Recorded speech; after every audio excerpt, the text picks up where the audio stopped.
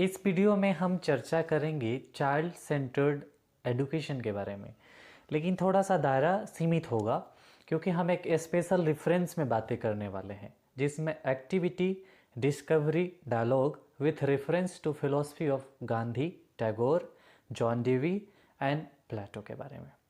तो इस जब हम यूनिट को कंप्लीट करेंगे तो उससे पहले हम कुछ ऐसे चीज़ों पे फोकस करते हैं जिससे हमारा पूरा कॉन्सेप्ट क्लियर हो जाए। तो सबसे पहले जो एजुकेशन का लक्ष्य होता है, गोल होता है या ऑब्जेक्टिव है, उसका एक खास मकसद होता है किसी भी सोसाइटी में। क्योंकि एजुकेशन का जो गोल होता है या ऑब्जेक्टिव तय होता है, वहाँ की परिस्थिति, वहाँ की स्थिति, वहाँ की समय, इन सारी बातों पे निर्भर करता है। तो जब डायलॉग, एक्टिविटी और डिस्कवरी की बात करते हैं गांधी, टैगोर, जॉन डेवी या फिर प्लाटो के रेफरेंस से, तो हम देखते हैं कि इनका जो नज़रिया है वहाँ की काल स्थिति के अनुकूल है और उन्होंने बहुत सारे चीज़ों को अवॉइड किया, बहुत सारी चीज़ों को इंक्लूड किया और चाइल्ड सेंटर एजुकेशन पे फोकस किया। तो सबसे पहले हम संक्षिप्त रूप में चाइल्ड सेंटर एजुकेशन जो है एजुकेशन उसको समझेंगे, फिर उसके बाद हम आएंगे एक्टिविटी, डिस्कवरी और डायलॉग पे। तो चाइल्ड सेंटर एजुकेशन क्या है? जैसे अगर हम इसे देखते हैं चाइल्ड सेंटर एजुकेशन, तो बात से ही समझ में आ जाता है कि इसके सेंटर में चाइल्ड है। तो हमें कुछ चीज़ें और कमांड करनी है कि जितने भी बच्चे हैं इस दुनिया में, सबका अधिकार है कि उनको शिक्षा मिले, चाहे वो किसी रिलीजन से आते हो, चाहे किसी रेस से हो या किसी भी सोसाइटी से हो। उनके लिए कोई कास्ट, रिलीजन या धर्म बाधा नहीं बनना चाहिए। और बहुत सारे देशों में ये संवैधानिक प्रावधान भी है कि उनका शिक्षा जो है पहला और प्राइमरी राइट है, अधिकार है। क्यों? क्योंकि शिक्षा से ही हम भविष्य का नींव तैयार करते हैं। यानी आज जो हम शिक्षा के बदौलत खड़ा कर रहे हैं, कल हमारा वही भविष्य होगा। इसलिए बच्चा शिक्षा के बदौलत ही, यानी कि जितने भी स्टूडेंट हैं, शिक्षा के बदौलत ही अपना सही से ग्रोथ, डेवलप और अपने पोटेंशियल का पूरा उपयोग कर पाते हैं। तो इसलिए शिक्षा हर बच्चे के अधिकार क्षेत्र में होना चाहिए। जैसे चाइल्ड सेंटर एजुकेशन की हम जब बात करते हैं तो एक ऐसा रिवोल्ट है जो कि आप अपने जीवन में महसूस किए होंगे। बहुत सारी चीज़ें जो आपको अच्छी नहीं लगती थी लेकिन आपको करना पड़ा, चाहे किसी के डर से या किसी न किसी प्रकार का फेयर रहा उसके पीछे। तो ये चाइल्ड सेंटर जो एजुकेशन है उसी का एक काट है। सो चाइल्ड सेंटर एजुकेशन एक क्रांतिकारी जो है उसका एक रूप सामने आया जिसमें हम मनोविज्ञान को इंक्लूड करते हैं, क्योंकि जो चाइल्ड सेंटर एजुकेशन है वो साइकोलॉजिकली बेस्ड है और जो हमारा टीचर सेंटर एजुकेशन है वो सब्जेक्ट सेंटर ओरिएंटेशन है, यानी सब्जेक्ट पे फोकस करता है। जैसे हर बच्चे की एक ही रुचि, एक ही क्षमता नहीं होती, हम सभी जानते हैं। किसी की interest, ability, capacity, aptitude, attitude सब अलग अलग होता है और हर बच्चे को हम एक ही जैसा ट्रीट करेंगे तो आप खुद सोचिए, क्या एडप्ट करेगा? क्या वो ज्ञान को अपने अंदर आत्मसात करेगा? नहीं लेगा वो ज्ञान को। इसलिए क्या होता है कि हमने चाइल्ड सेंटर एजुकेशन किया कि हर बच्चे को उसके एबिलिटी, उसके एटीट्यूड के अनुसार, उसके इंटरेस्ट के अनुसार शिक्षा दी जाए। इसमें जो फोकस किया गया उस चाइल्ड के ऊपर फोकस किया गया, क्योंकि साइकोलॉजी बहुत इंपॉर्टेंट होता है जब हम उसे ज्ञान दे रहे हैं। क्योंकि शिक्षा का मतलब क्या है, अगर हम ऑब्जेक्टिव पे फोकस करते हैं तो उसमें ज्ञान को ठूस के भर देना ही शिक्षा नहीं है। उसे सेल्फ डिपेंस और वो सेल्फ कॉन्फिडेंस डेवलप करना भी बहुत ज़रूरी होता है। उसके व्यक्तित्व में निखर विकास भी हो, सेल्फ मैनिफेस्टेशन होना चाहिए, तो ही शिक्षा है। अलग अलग आयाम है शिक्षा के। देखिए, जब हम चाइल्ड सेंटर एजुकेशन की बात करते तो उसमें कुछ नाम जिन्होंने बहुत ज़्यादा चाइल्ड सेंटर एजुकेशन पे जोर दिया, उनमें रूशो, टैगोर जी, फ्रोवेल, पेस्टालोजी, मोंटेसरी, ये सारे लोगों ने इस पे एम्फेसिस दिया कि चाइल्ड सेंटर एजुकेशन ही इस संसार को, इस ब्रह्मांड को एकत्व की भावना में जोड़ सकता है। क्योंकि हम रटने वाला एजुकेशन देख करके एक ऐसा सफल समाज नहीं क्रिएट कर सकते जहाँ पे शांति कायम की जा सके। सो इस ब्रह्मांड में चाइल्ड सेंटर एडुकेशन की बहुत आवश्यकता थी। आप सोचिए, एक ऐसा एडुकेशन जो आपके रुचि के अनुकूल ना हो, आप लेंगे क्या? इसीलिए बचपन के दिन में ही रविन्द्रनाथ टैगोर ने तय किया था कि वो कभी स्कूल जाके पढ़ेंगे नहीं, क्योंकि वो समझ गए थे कि भाई यहाँ पे मेरी नहीं चलेगी, यहाँ पे कूट पीट के सुधार देगा, है ना।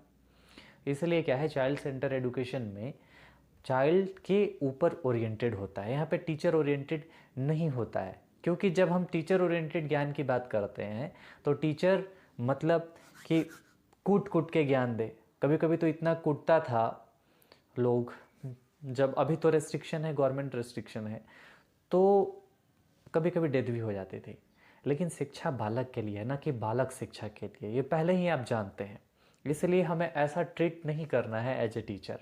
सो द फॉलोइंग पॉइंट को हम कंसीडर करेंगे ताकि चाइल्ड सेंटर एडुकेशन के लिए उसको प्रमोट किया जा सके। तो सबसे पहला जो है चाइल्ड सेंटर एडुकेशन के लिए पॉइंट, फ्रीडम। यानी हर बच्चे को ये फ्रीडम दिया जाए कि अपने रुचि का, अपने एटीट्यूड का, अपने कैपेबिलिटी का, कैपेसिटी का सही से इस्तेमाल कर पाए।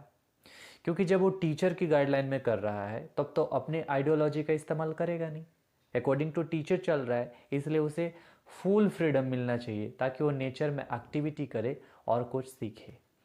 दूसरा जो पॉइंट है सेल्फ एक्टिविटी, हमें उसे इतनी आज़ादी देनी है कि वो खुद की एक्टिविटी करके वो सीखे। क्योंकि जब वो सेल्फ एक्टिविटी करेगा तो उसके बिहेवियर में पार्शियल चेंजेस होगी, जो एक लर्निंग को डिनोट करता है। आप रटने वाली मेमोरी पे ज़्यादा जोर नहीं दे सकते, क्योंकि उससे किसी भी मानव कल्याणकारी गुण का विकास नहीं होता है। इसलिए क्या करेंगे, सेल्फ एक्टिविटी पे ज़्यादा जोर दिया जाता है चाइल्ड सेंटर एडुकेशन में। और इससे क्या होता है कि उसके इंटरेस्ट यानी रुचि का विकास होता है और अपने अकॉर्डिंग वो गतिविधि में पार्टिसिपेट करता है। इससे क्या होगा कि जब हम सेल्फ एक्टिविटी की बात करते हैं तो place, games, sports, songs, occupations, ये सारे ऐसे हैं, इस वे में डिजाइन करनी चाहिए इनको ताकि चाइल्ड की सेल्फ एक्टिविटी ज़्यादा स्टिमुलेट हो, ज़्यादा निखर के आवे। सो चाइल्ड सेंटर एडुकेशन में जब हम इन सारे बातों का ख्याल करते हैं तो एक और चीज़ें हमें ध्यान में रखनी होती है कि process of A spontaneous development. आज जिस दौर में है हम सभी देखते हैं कि हर बच्चे को हम खींच के लंबा करना चाहते हैं। किसी का बच्चा कोई स्कोर ज़्यादा करता है तो हम अपने बच्चे से भी ये उम्मीद लगाए बैठे रहते हैं। लेकिन 5 ये फिंगर्स हैं, हम पांचों फिंगर को खींच के एक बराबर नहीं कर सकते, क्योंकि हर किसी की इंडिविजुअलिटी अलग अलग है, उसके अकॉर्डिंग उसमें गुणों का निवास होता है। तो हम खींच के तो बड़ा नहीं कर सकते। जैसे एक आम का पौधा है, उसके अपने गुण हैं, एक नीम का पौधा है, उसके अपने गुण हैं। हम खींच के एक जैसा उनको एक नेचर वाला नहीं बना सकते। इसी तरीके से हमारे सोसाइटी में जो भी बच्चे हैं उनके भी अलग अलग प्रॉपर्टीज़ हैं, हम एक सा उन्हें नहीं कर सकते। इसलिए चाइल्ड सेंटर एजुकेशन में ये स्पॉन्टेनियस डेवलपमेंट की बातें शामिल की गई हैं और इस पे जोर दिया जाता है। क्यों? The child freedom and individuality have found expression spontaneously in the lap of nature. प्रकृति के गोद में उसका जो विकास है इंडिविजुअलिटी का या फिर उसके इंटेलेक्चुअल डेवलपमेंट का, ये संभव हो पाता है और यह स्वतः ही होता है। यानी कि यहाँ पे हम टीचर का लिमिटेड रोल देख रहे हैं। Development of interest and need, जो नेक्स्ट पॉइंट है हम उस पर कंसीडर करते हैं। The education of child depend on his interest and need. क्योंकि जो हमारे रुचि के अनुकूल नहीं होगा हम उसे पढ़ेंगे क्या? याद करिए बचपन के दिन में जब बहुत सारे ऐसे सब्जेक्ट होते थे जिनके होने से पहले ही उनकी घंटी आगे होने वाली थी और आप कल्टी मार के निकल लेते थे। क्योंकि कभी कभी आप पकड़ा जाते थे तो कुटता था लोग, और कभी तो इतना कूटता था कि कूट कूट के मुता देता था पैंट में एकदम पूरा।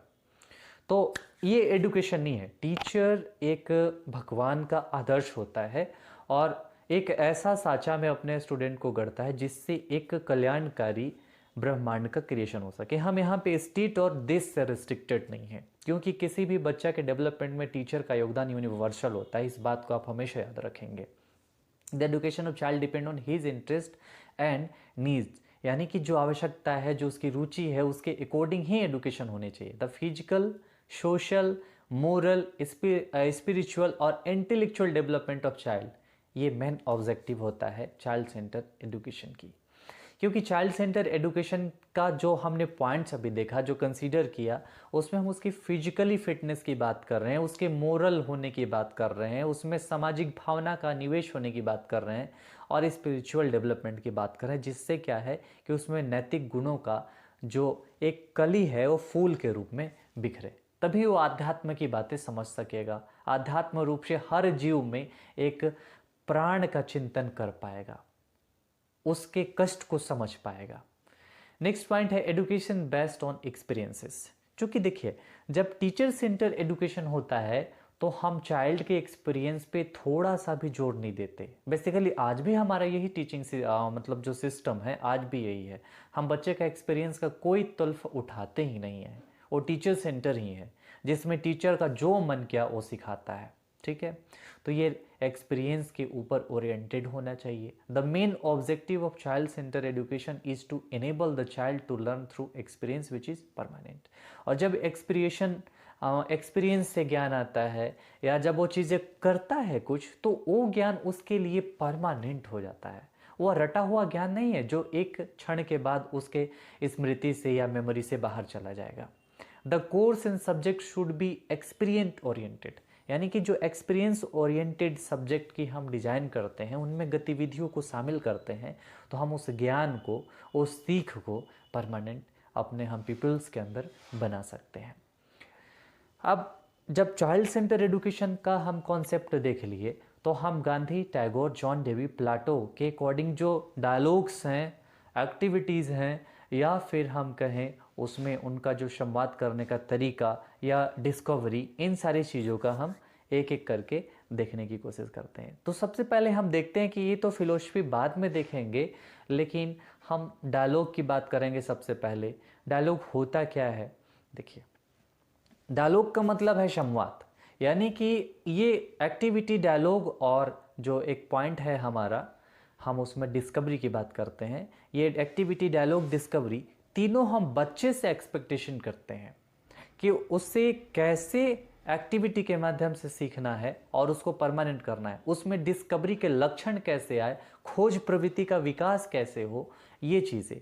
फिर हमारा डायलॉग आता है, जिसमें डायलॉग का मतलब ये संवाद से समझिए कि उस बच्चे को अपने कम्युनिटी में किस प्रकार का रिलेशन बनाना है, उसे नेचर के साथ कैसे, अपने मन को अपने शारीरिक ज्ञान के साथ, यानी कि फिजिकल साइकोलॉजी को अपने जो है फिजिकल एडुकेशन के साथ कैसे जोड़ेगा।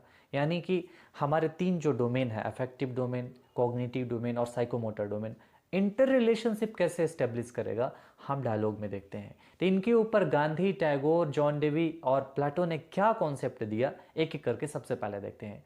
महात्मा गांधी जी के बारे में आप परिचित हैं। 1944 में सबसे पहली बार इन्हें राष्ट्रपिता सुभाष चंद्र बोस ने रंगून रेडियो के माध्यम से किया था। गांधी जी का कर्तव्य हम अपने जीवन में कभी भूल नहीं सकते, वो चाहे राजनीतिक रूप से हो, चाहे हमारे देश के लिए आज़ादी के रूप में हो, या फिर शिक्षा के रूप में हो। गांधी जी का अगर हम स्मरण करते हैं, उनके शिक्षा जो उस समय की नई तालीम थी या बेसिक एजुकेशन की बात करते हैं, तो अगर हमने ये करा होता अपने यहाँ व्यवस्था, चूँकि हमारी राजनीतिक गतिविधियाँ हमारी देश की ठीक नहीं रही, तो आज इतनी बेरोजगारी नहीं होती।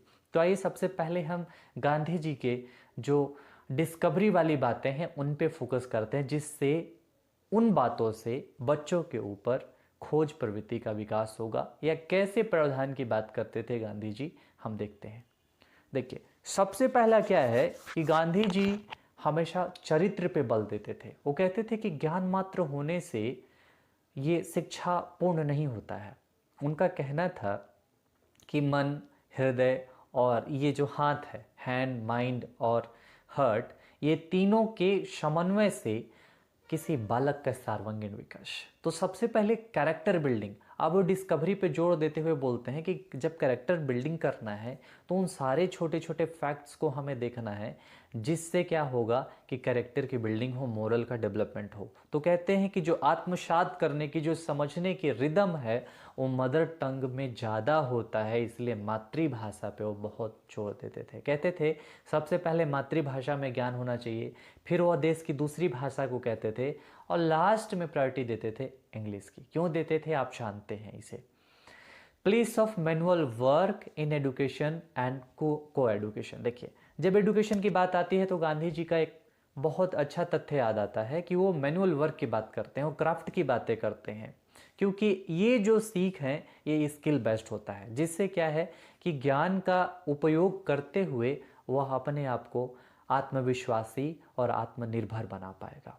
इसलिए वो गांधी जी का डिस्कवरी का पॉइंट इस पे ये है कि मैनुअल वर्क से गतिविधि को बढ़ाया जाए और जो मेमोरी है उसको इंक्रीज किया जाए।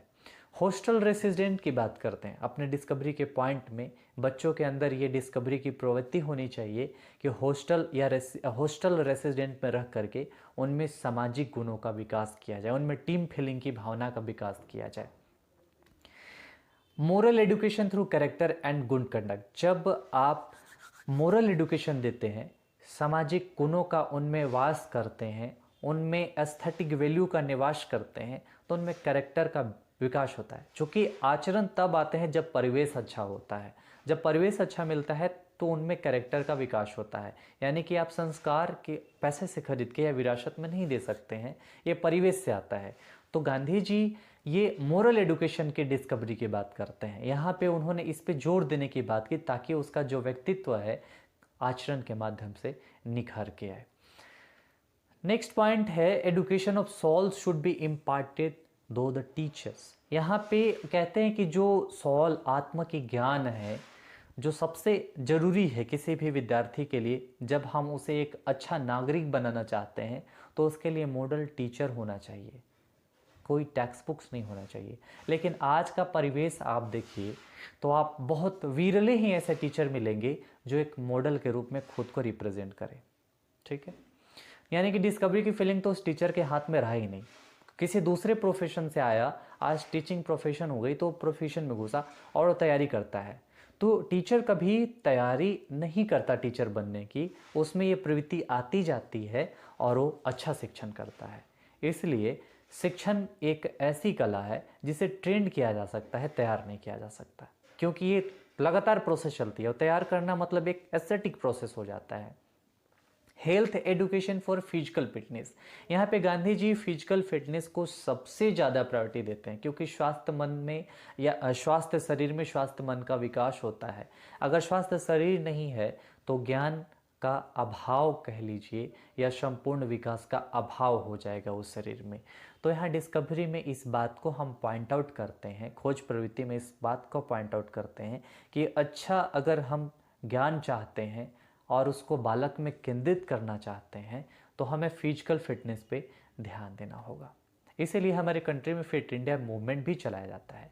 इम्पोर्टेंस फॉर सेल्फ हेल्प, यानी डिस्कवरी में हमें अपनी अहमियत के अंदर को भी खोजना है कि हमारी क्या ज़रूरतें हैं, हम कितने सहयोगी हैं, सेल्फ रिलायंसेस, आत्मनिर्भर, और एडुकेशन थ्रोनेस यानी पूर्णता के लिए, और एडुकेशन फॉर सिटीजनशिप यानी लोकतांत्रिक आधार पर नागरिक के विकास के लिए होना चाहिए। एडुकेशन फॉर पर्सनालिटी डेवलपमेंट यानी एडुकेशन के वैसे टूल्स की खोज की बात कर रहे हैं जिससे संपूर्ण व्यक्तित्व की विकास हो सके। Education for avoiding caste, colour, religion, distinction, है ना। इसलिए कहते हैं कि गांधी जी उन छोटे छोटे बिंदुओं पे ज़्यादा ध्यान देते हैं जिससे समाज में जो भेदभाव है, वो जाति के आधार पे हो या धर्म के आधार पे हो या कलर के आधार पे हो, सबको ख़त्म किया जा सके। और एडुकेशन के वैसे छोटे छोटे बिंदुओं को खोजने की बात करते हैं जिससे जो हमारा अवकाश काल है उसका सही से इस्तेमाल किया जा सके। Education for quality of all the religions, education based on truth, है ना। एडुकेशन जो है हर धर्म के लिए होना चाहिए, किसी धर्म के लिए रेस्ट्रिक्टेड नहीं होना चाहिए। कहने का क्या मतलब है, यहाँ कहने का मतलब है कि कोई भी कंट्री किसी धर्म को लेके बहुसंख्यक हो सकता है, लेकिन जब हम कहते हैं कि सारे मनुष्य, सारे के सारे प्राणी परमपिता ब्रह्मा के ही पुत्र हैं, एक ब्रह्मा मतलब यूनिवर्स से आए हैं, यानी सब आपस में रिलेटेड हैं, तो फिर भेदभाव कैसा। इसलिए सभी के लिए एडुकेशन की बात करते हैं और वो एडुकेशन बेस्ड है सच्चाई पे, नॉन वायलेंस, अहिंसा पे और जस्टिस, न्याय संगत होना चाहिए। तीन छोटे छोटे बातों को कंसीडर करते हुए एक बड़ी शिक्षा की रूपरेखा खोज प्रवृत्ति के रूप में सामने आई। हमारा अगला है एक्टिविटी। गांधी जी एक्टिविटी पे भी बहुत जोर देते थे। जिसके लिए कुछ पॉइंट्स मैं यहाँ पे लिखता हूँ। स्किल बेस्ड एक्टिविटी की बात करते थे। इससे क्या होगा, बच्चे में ज्ञान की वृद्धि तो होगी ही होगी, वह आत्मनिर्भर भी बन पाएगा, सेल्फ रिलायंस बन पाएगा, जिससे क्या है कि वह रोजगार उत्पन्न कर पाएगा और रोजगार के पीछे भागेगा नहीं, तैयारी करता नहीं रह जाएगा। इसलिए स्किल बेस्ड एक्टिविटी की बात करते हैं। क्राफ्ट बेस्ड एजुकेशन की बात करते हैं, जिससे वह अपने रोजगार को सृजित कर पाएगा, आत्मनिर्भर बन पाएगा। एक्सपीरियंस बेस्ड लर्निंग की बात करते हैं, रोट मेमोरी पे नहीं जोर देते हैं, बल्कि एक्सपीरियंस के अकॉर्डिंग लर्निंग पे जोर देते हैं। Emphasis on health and culture, Gandhi ji health पे बहुत ज़्यादा जोर देते हैं एक्टिविटी के माध्यम से, यानी एक्टिविटी ऐसा होना चाहिए जिससे कल्चर और हेल्थ दोनों का विकास हो। अब कल्चर की बात आती है तो गांधी जी कहते हैं कि हमें अपने कल्चर का प्रिजर्वेशन करना है, उसका संरक्षण करना है। वो कहते हैं कि हम अपने दरवाजे को इतना ही खुला रखेंगे जहाँ से हम बाहरी संस्कृतियों को देख सके, उनका आनंद उठा सके। हम इतना दरवाज़ा नहीं खोलेंगे कि बाहरी की संस्कृति आए और हमारी संस्कृति को नष्ट कर दे। तो गांधी जी वास्तव में आज के समय में इतने रिलेवेंट हैं कि आप उनकी कल्पना नहीं कर सकते। क्योंकि हमारा परिवेश बदला है, राजनीतिक स्वरूप बदला है, हमारा देश उथल पुथल का शिकार हुआ है, जिसमें हमेशा को देश को तोड़ने की एक प्रवृत्ति रही है। इसलिए गांधी जी को गलत साबित किया गया, लेकिन ऐसा नहीं है। एक शिक्षक के लिए गांधी जी कभी बुरे नहीं हैं। गांधी जी का आदर्श एक संपूर्ण भारत की रचना में बहुत बहुत ही मददगार है। Game for character and spiritual development, यानी ऐसे गेम का विकास करना है, ऐसे गेम को शिक्षण से जोड़ना है जो कि स्पिरिचुअल और कैरेक्टर का डेवलपमेंट कर सके, जिससे टीम फीलिंग की भावना का विकास हो सके, स्पिरिचुअल डेवलपमेंट का विकास हो सके। यानी कि गांधी जी मन के परे जाके ढूंढने की बात करते हैं। Sport is way of team formation, ये मैंने पहले बता दिया। स्टोरी एंड ड्रामा, यानी ऐसे स्टोरी ऐसे ड्रामा का प्लान करना है शैक्षणिक व्यवस्था में, जिससे क्या हो कि रेनन्सिएशन, त्याग, सत्य और अहिंसा का भाव जागृत हो। आइए अब हम डायलॉग के ऊपर एक नज़र डालते हैं कि गांधी जी के अनुसार संवाद किस प्रकार बच्चे प्राकृतिक, स्वयं और समाज के साथ स्थापित करें। कहते थे गांधी जी की नाइट और डे स्कूलिंग की व्यवस्था की जाए एक शॉर्ट कोर्स के फॉर्म में, जिससे क्या हो सके कि पीरियड ऑफ वेकेशन का इस्तेमाल किया जा सके। उस शैक्षणिक सत्र में जो लोग असाक्षर हैं उनको साक्षर किया जा सके। तो इनके ये डायलॉग्स थे, यानी कि एक शिक्षित जो व्यक्ति है, जो शिक्षा से परिपूर्ण है, उसको उसके वेकेशन में उसका यूटिलिटी के बारे में, समाज से उसका संबंध स्थापित, समाज से संवाद की बात करते हैं गांधी जी।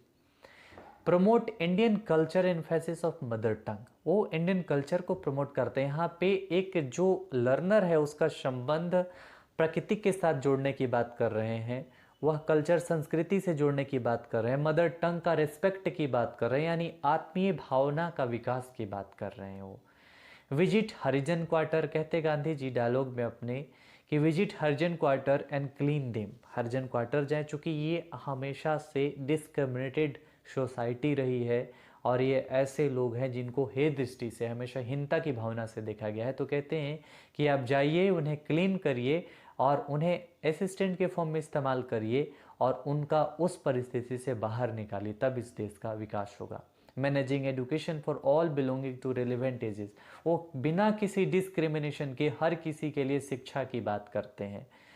Taking Harijan children for excursion, उन्हें एक्सकर्शन ले जाने की बात करते हैं। Showing them site near the village, गांव के आसपास ले जाने की बात करते हैं, उन्हें दिखाने की बात करते हैं, और उनको प्रकृति के ज्ञान देने की बात करते हैं, जिससे उनकी रुचि का विकास हो, उनके आसपास के बारे में समझ विकसित हो और उनका जो नॉलेज है हिस्ट्री या जियोग्राफी में बढ़े, ताकि संपूर्ण ज्ञान उन्हें इस आधार पर मिले ताकि अपना पूर्णतः विकास कर पाए। Reading to the simple stories from the Ramayana और महाभारत, वो अपने डायलॉग में कहते हैं कि वो हमें जो हमारी सांस्कृतिक ग्रंथ है उनसे संवाद करने की ज़रूरत है, उनके अच्छे चीज़ों को हमें अपने अंदर आत्मसात करने की ज़रूरत है। आइए अब हम टीचिंग द सिंपल भजन के माध्यम से कैरेक्टर बिल्डिंग का एग्जाम्पल सेटअप करते हैं। आपने देखा होगा कि बहुत सारे ऐसे भजन गायक हैं जिनका स्वभाव ही भक्तिमय हो जाता है, इसलिए हमारे जीवन में स्टोरी का, ड्रामा का, भजन का बहुत इम्पोर्टेंट होता है और इन सब डायलॉग के माध्यम से हम एक स्पिरिचुअल लाइफ में संबंध स्थापित करते हैं, जिससे ज्ञान का प्रादुर्भाव होता है।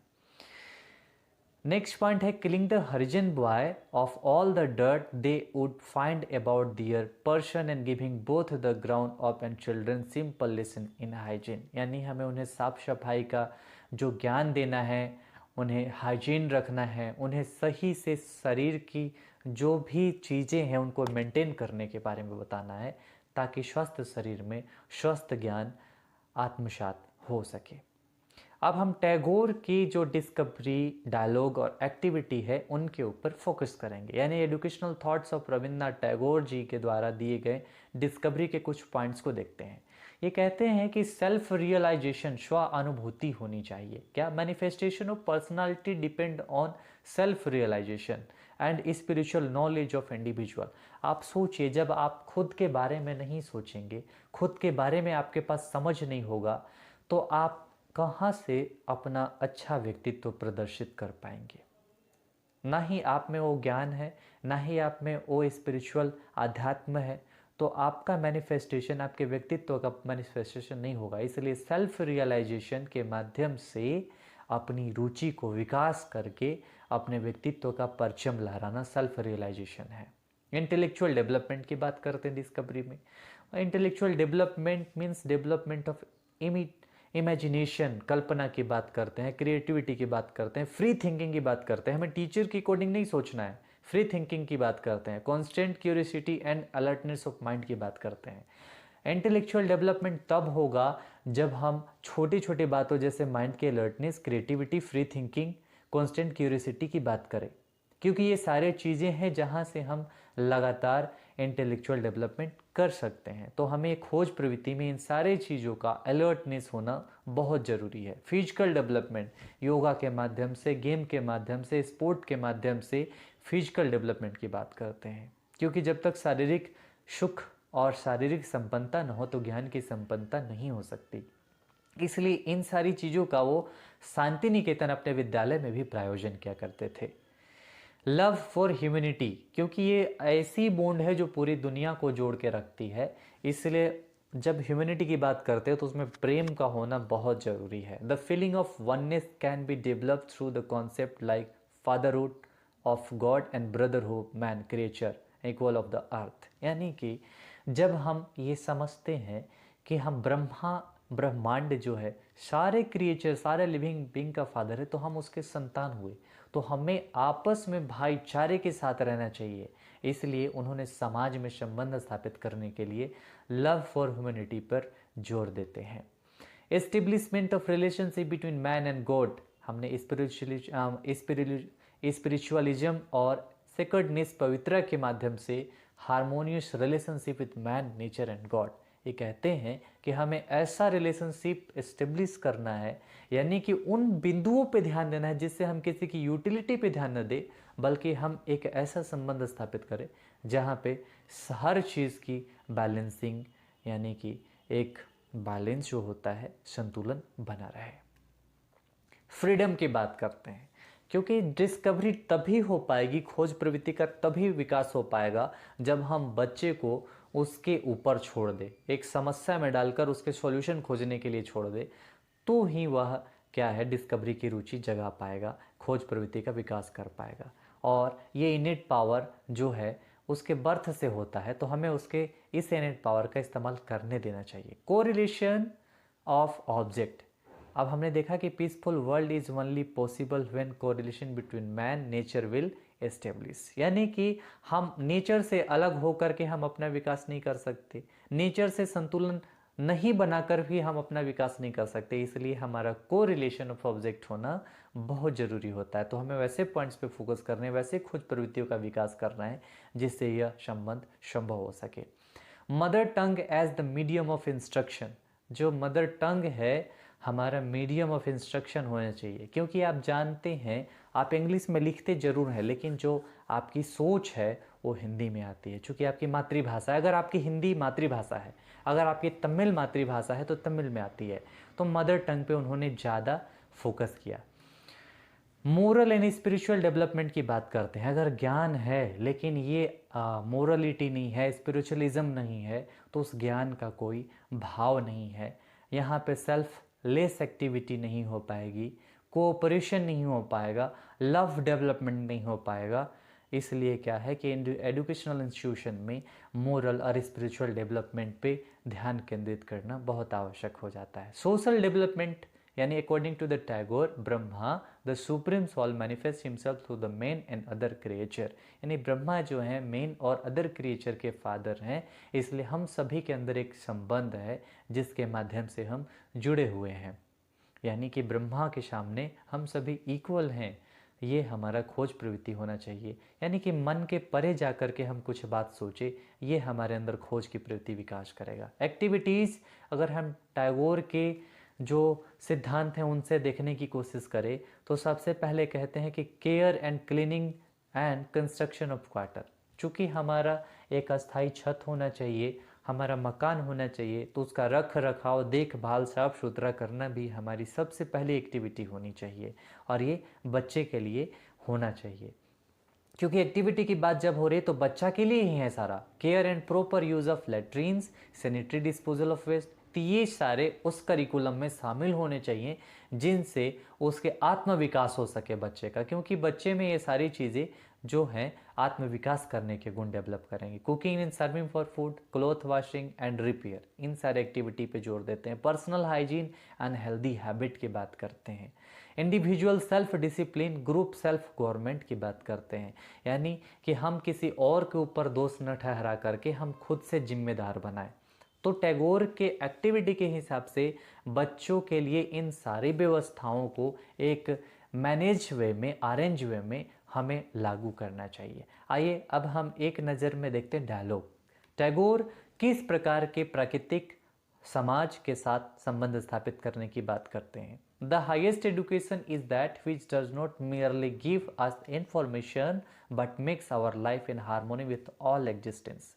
कहते हैं कि जो उच्चतर शिक्षा है वह एक इन्फॉर्मेशन लेने का माध्यम नहीं है, केवल इन्फॉर्मेशन को अपने अंदर आत्मसात करने का माध्यम नहीं है, बल्कि एक ऐसी आइडियोलॉजी है जिससे हम अपने जीवन को, जितने भी क्रिएचर हैं, जो भी हमारा वर्तमान है, उसके साथ हार्मोनी बना के रहने में मददगार है या नहीं। ये हाईएस्ट एजुकेशन है। At the first children must gather knowledge through the life because children are in love with their life and it is their first love. कहते हैं कि सबसे पहले बच्चा जो है उसके मानसिक ज्ञान का उसके शारीरिक के साथ संबंध स्थापित करना चाहिए डायलॉग में, और उसका मानसिक ज्ञान का संवाद शारीरिक ज्ञान के साथ होना चाहिए, क्योंकि सबसे पहले बच्चा अपने आप को ज़्यादा प्रेम करता है।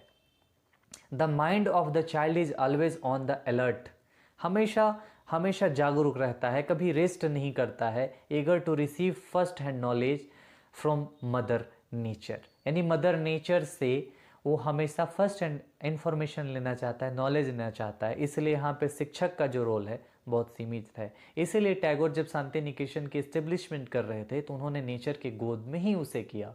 तो कुछ बातें हैं जिन पे हर शिक्षक को ध्यान देनी चाहिए कि कैसी स्कूल की माहौल को हम रचना करें जिससे एक बात बच्चा या जो सभी बच्चे पढ़ रहे हैं उनका संपूर्ण विकास किया जा सके। Children should be surrounded with the things of nature, हमें एक चार दीवारी के अंदर कैद करके नहीं रख देना है, क्योंकि इसका हमेशा रविन्द्रनाथ टैगोर जी विरोध करते थे।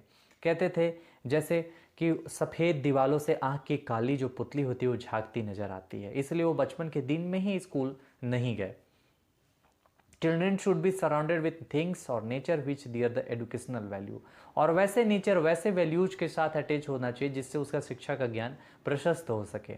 दियर mind should be allowed to stumble upon and surprise everything that happens in today life, उसके जीवन में जो भी घटनाएं हो उसके प्रति उसकी जो खोज प्रवृत्ति है, सरप्राइज है, वो हमेशा अलर्ट रहे। ऐसे डायलॉग की बातों करते हैं। जॉन डेवी साहब को हम नेक्स्ट देखेंगे, चूँकि ये वेस्टर्न फिलोसफर हैं और हम इनका सबसे पहले डायलॉग को, डिस्कवरी को देखते हैं। वो किस खोज प्रवृत्ति के बारे में बात करते हैं, चूँकि जॉन डेवी जो हैं वो एक तरीके से एक्सपीरियंस को प्रायोरिटी देते हैं और वो हर चीज़ को अनुभव के सिद्धांत के अनुसार देखना चाहते हैं। उनके हिसाब से कोई भी सत्य यूनिवर्सल ट्रूथ जो है स्टैटिक नहीं है, वो बदलता रहता है काल परिस्थिति के अनुसार, यानी टाइम और समय जगह के अनुसार बदलता रहता है। इसलिए प्रैग्मेटिज्म का सिद्धांत भी लेकर के आए थे उन्होंने, जो अनुभववाद का सिद्धांत कहलाया, व्यवहारवाद का सिद्धांत कहलाया। तो डिस्कवरी में देखिए उन्होंने क्या क्या प्रावधान किया। The interest of learner and freedom in learning situation should for important based on education, यानी कि एजुकेशन का जो आधार है वो फ्रीडम के ऊपर है, एक्सपीरियंस के ऊपर है और इंटरेस्ट के ऊपर है। यानी बच्चा जो सीखना चाहता है हमें उस पर फोकस करना है, हमें सब्जेक्ट सेंटर एजुकेशन नहीं करना, जो पहले ही हमने कहा था। The root of pragmatic philosophy is the problem solving attitude, यानी कि बच्चे को प्रॉब्लम में छोड़ देना है और उसे केवल गाइड करना है। टीचर एक गाइड की भांति है जिसको सही मार्ग बताने का वो एक जरिया है, और बच्चा अपने प्रॉब्लम का सॉल्यूशन खुद ढूंढेगा और इस तरीके से उसमें प्रैक्टिकल ज्ञान होगा। The credit for introducing inquiry approach, यानी इंक्वायरी अप्रोच और इंक्वायरी मेथड ऑफ जो लर्निंग है वो डेवी साहब का ही बहुत बड़ा योगदान है। Psychology and physiological aspect of education, एक तरफ देखिए कहते हैं डिस्कवरी में कि हमें साइकोलॉजी पे खोज प्रवृत्ति विकसित करना चाहिए। अब जैसे पहली क्लास का बच्चा है, हम उसे 5वीं क्लास का प्रॉब्लम सॉल्व करने के लिए उस एनवायरनमेंट में नहीं डाल देंगे, तो साइकोलॉजी के अकॉर्डिंग होना चाहिए। अगर 5 साल का बच्चा है तो शिक्षा का व्यवस्था जो है 5 साल के अनुसार ही होना चाहिए। और उसका सोशियोलॉजिकल एस्पेक्ट, हम ये जो है डेवी साहब कहते हैं कि जो स्कूल है वो समाज का छोटा रूप है, इसीलिए इसमें जब वो डिस्कवरी की बात करते हैं तो अच्छे स्कूल के परिवेश की बात करते हैं। यहाँ पे खोज प्रवृत्ति में अच्छे स्कूल का जो कि सारा इंफ्रास्ट्रक्चर से परिपूर्ण हो, तो सोशियोलॉजिकल एस्पेक्ट ऑफ एजुकेशन की बात करता है। Physical and social environment are always changing, कहते हैं कि फिजिकल और सोशल इन्वायरमेंट हमेशा चेंजिंग होते रहता है, इसलिए हर चीज़ को अनुभव के सिद्धांत पे तौलना चाहिए, यानी स्टैटिक नहीं है, डायनेमिक नेचर की बात करते हैं। इस प्रकार हमने देखा उनका डिस्कवरी। अब हम देखेंगे activity approach of John Dewey साहब। क्या कहते हैं, प्रोजेक्ट मेथड की बात करते हैं, जहाँ पे टीम फीलिंग की भावना होती है, ऐसे हमें एक्टिविटी का प्रायोजन करना है शैक्षणिक व्यवस्था में जिसमें प्रोजेक्ट मेथड को अप्लाई किया जा सके। Activity of diverse kind in school, school में विविध प्रकार की एक्टिविटी होनी चाहिए जिससे क्या है कि हर क्षेत्र में बच्चे का विकास हो, इंटेलेक्चुअल हो, साइकोलॉजिकल हो, और फिर सोशियोलॉजिकल हो, थियोलॉजिकल हो, या फिर उसका साइकोलॉजिकल के साथ साथ इंटेलेक्चुअल हो, फिजिकल, हर डोमेन की बात करते हैं, मोरल की बात करते हैं, स्पिरिचुअल की बात करते हैं। तो इस प्रकार से गतिविधि हो कि उसमें ये निपुणता हासिल कर ले। Conceptualise social discipline by participation in group activities, कहते हैं कि सोशल डिसिप्लिन का विकास तभी वो कर पाएंगे जब ग्रुप एक्टिविटी कर पाएंगे, कुछ ऐसा स्पोर्ट्स, कुछ ऐसा गेम जिससे वो टीम भावना का विकास कर पाएंगे। Activity which are inspired by the own urge, और वैसे ही एक्टिविटी का प्रायोजन करते हैं जो बच्चों के इंटरेस्ट, बच्चों के भूख से और बच्चों के झुकाव से हुआ हो। Certain problem which arise spontaneously out of his like situation, और कुछ प्रॉब्लम ऐसे अराइज होते हैं बच्चों के जीवन में जिसका सॉल्यूशन वो खुद ढूंढने की प्रवृत्ति पे ध्यान दे ताकि उनका ज्ञान परमानेंटली बढ़ता रहे। The child then think to the possible solution, जब कोई प्रॉब्लम फेस करता है बच्चा तो उसका पॉसिबल सॉल्यूशन ढूंढने की कोशिश करता है, उसमें टीचर एक गाइड की भूमिका निभाता है और वो अपना प्लान जो करता है प्रॉब्लम सॉल्यूशन के लिए उसको एक्शन में ला सके। हर टीचर की जिम्मेवारी होती है कि इस पे नज़र बनाए रखे। आइए डायलॉग देखते हैं एक नज़र में जॉन डेवी के according. Growth is the real function of education, चाहे इंटेलेक्चुअल ग्रोथ हो, चाहे मोरल ग्रोथ हो, चाहे स्पिरिचुअल ग्रोथ हो, चाहे फिर फिजिकल ग्रोथ हो, एजुकेशन का यह आधार होता है। But growth is not directed toward any predetermined goal और एंड। ये जब हम फिजिकल की बात करते हैं तो हम कहते हैं कि जो ग्रोथ है उसका कोई निश्चित गोल नहीं है और हमें करना भी नहीं चाहिए, और उसका लक्ष्य निर्धारित करके एंड भी नहीं करना चाहिए, क्योंकि ये जो ग्रोथ का गोल है सतत चलने वाला प्रक्रिया। Education is the promote critical thinking. Dialogue में कहते हैं कि जो ज्ञान है उसका हमेशा संवाद सीखने वाले के साथ बना रहे, तो क्या होगा, क्रिटिकल थिंकिंग का विकास होगा। अपने संवाद में कहते हैं जॉन डेवी साहब कि क्रिटिकल थिंकिंग का विकास हो, mind will grow think further, और वो बार बार एक ही चीज़ को अलग अलग प्रकार से सोच सके। School is now taken as a miniature society which faces problem. चूँकि स्कूल समाज का छोटा रूप है और समाज का प्रॉब्लम स्कूल के लिए प्रॉब्लम है, similar to those faces in life outside. School के बाहर जो समाज फेस करता है। In school community people are active participant and they are to be trained for cooperative and mutually helpful living. यानी कि जब हम सामाजिक व्यवस्था की बात करते हैं तो वो कहते हैं कि बच्चे जो स्कूल में पढ़ रहे हैं, चूँकि अपने हिसाब से प्रैक्टिकल स्कूल भी उन्होंने चलाया था, तो कह रहे थे समाज के साथ संबंध कैसे बनाएगा।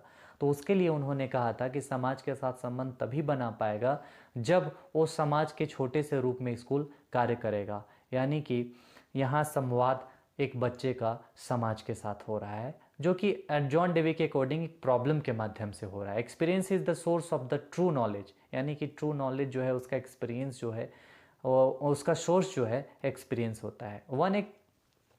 One experience lead to the further experience. जब हम एक अनुभव ज्ञात करते हैं फिर उसके बाद जब हमारी रुचि बढ़ती है तो फिर दोबारा हम अनुभव ज्ञात करते हैं, और ये सारे जो हैं अनुभवों का रिवीजन होना, मॉडिफिकेशन हुआ, और जो प्रीवियस एक्सपीरियंसेस थे ये सारे से मिलकर के हमारा जो ज्ञान है परमानेंट होता है।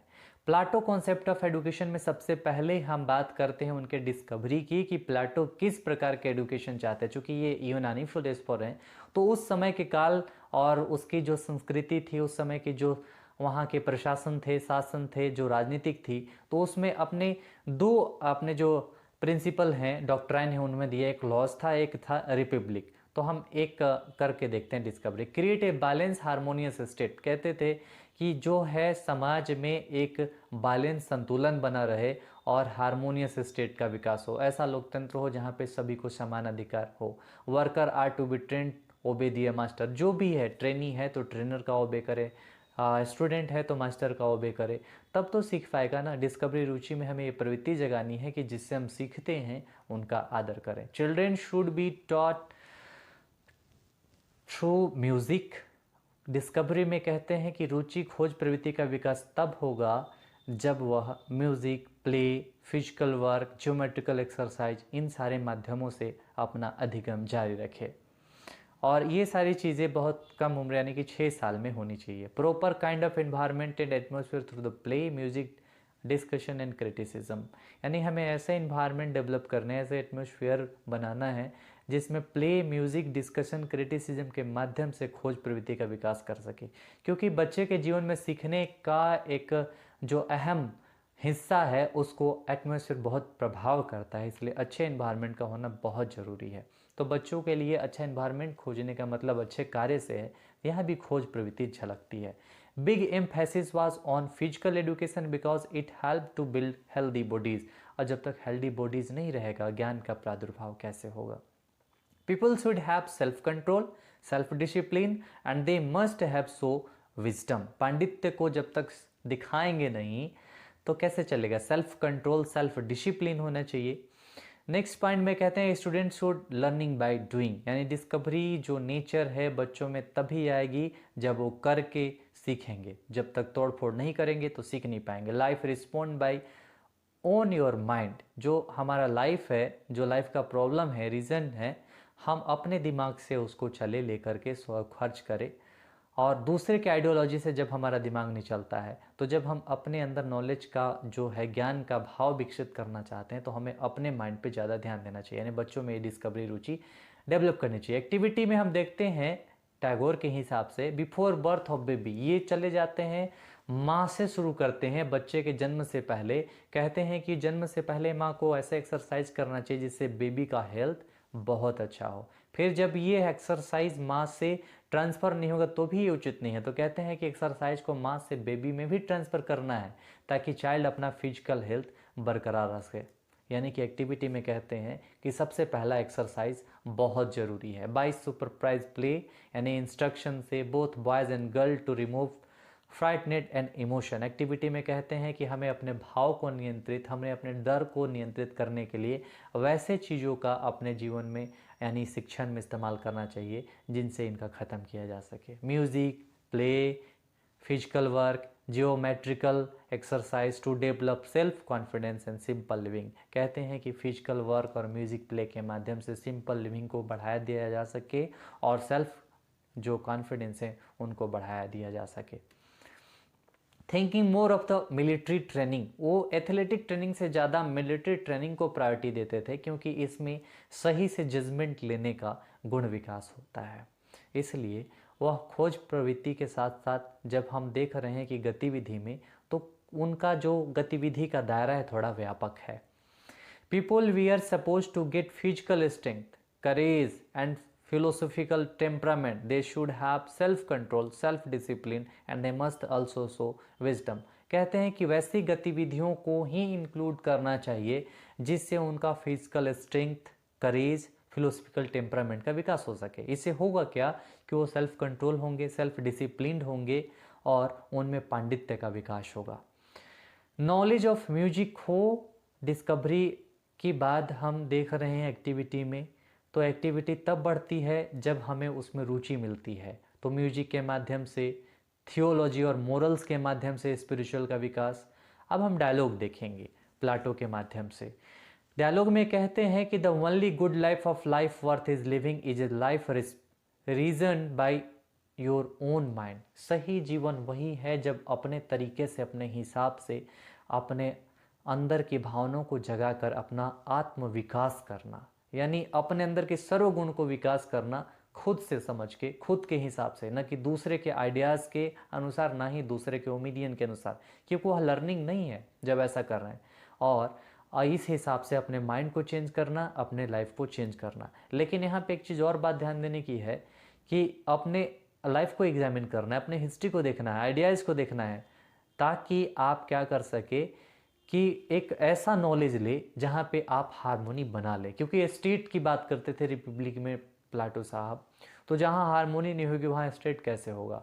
तो ये डायलॉग थे उनके। All knowledge begins is not knowing to the state, मतलब कोई भी ऐसा नॉलेज नहीं है जहाँ से नहीं है, कुछ ना कुछ स्टेट से शुरू होता है, बल्कि आई डोंट नो यानी कि हमें कुछ नहीं पता से शुरू होता है, और ये स्टेप बाय स्टेप लर्निंग के प्रोसेस में शामिल हो जाता है। Society is our ultimate teacher, जो डायलॉग में कहते हैं संवाद में, कि बच्चे का जो है उसका समाज के साथ, सोसाइटी के साथ संबंध नहीं बनेगा, संवाद नहीं होगा, तो उसमें बहुत व्यापक स्तर पर ज्ञान नहीं विकसित हो पाएगा। जैसे समाज ही एरर और विल, बुराई और गलतियों का जन्मदाता होता है, रॉन्ग वैल्यूज़ का जन्मदाता होता है, तो इसमें वो सीखता है कि हमें इसे कैसे बदलना है। A purpose of education is to create a balance. क्या करना है एजुकेशन का पर्पस? बैलेंस कर, किसके? हारमोनियस स्टेट, मतलब समाज, सोसाइटी और लोगों के बीच में। Where the worker are to be train to obey their master and obey important economic services to the state. अपने मास्टर का और इकोनॉमिक सर्विसेज का, चूँकि किसी भी राष्ट्र के लिए उसका आर्थिक मजबूत होना देश का आधार होता है। अगर आर्थिक मजबूत नहीं है तो देश का आधार खत्म हो जाता है। इसलिए इन सब बातों पे जोर देते हैं अपने डायलॉग में। At that time most of the existing poetries, अब दूसरी चीज़ वो पोएट्री पे कहते हैं कि उस समय के जो पोएट्री थे सब इररिलेवेंट थे, अच्छे नहीं थे, तो वो कहते हैं कि ऐसे लोगों को समाज में नहीं होना चाहिए। वैसे पोएट्री पे वो जोर देते थे जिससे क्या हो कि गॉड का मिस इंटरप्रेट ना हो, मिस प्रेजेंटेशन न हो, परफेक्ट प्रेजेंटेशन होना चाहिए। Do not then train youth by force, वो कहते हैं कि ताकत के साथ, कठोरता के साथ यूथ को ट्रेन ना करे।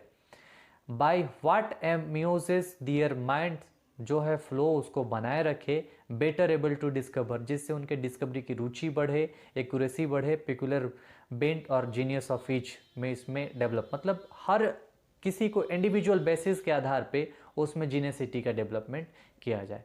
इन सारे तथ्यों के साथ हम जब प्लाटो साहब को देखते हैं तो इनके डायलॉग में एक चीज़ें अहम रूप से शामिल आती हैं कि हमें ऐसे एक सोसाइटी का फॉर्मेशन करना है जो कि गणतांत्रिक मूल्यों यानी लोकतंत्र के मूल्यों को बचाए रखे। इनके संवाद में सबसे ज़्यादा उभर कर आता है।